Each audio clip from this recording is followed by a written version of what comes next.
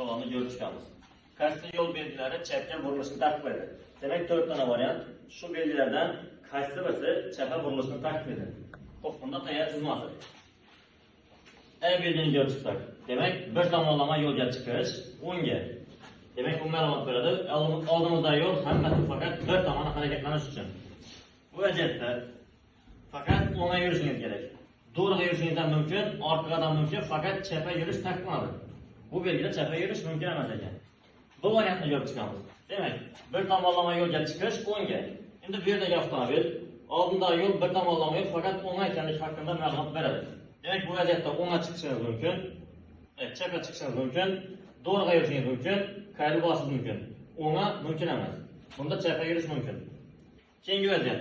Demak, bu belgilangan yo'nalishda transport vositasi uchun alohida bo'lagi bor bo'lgan yo'l. Bu belgilatadi.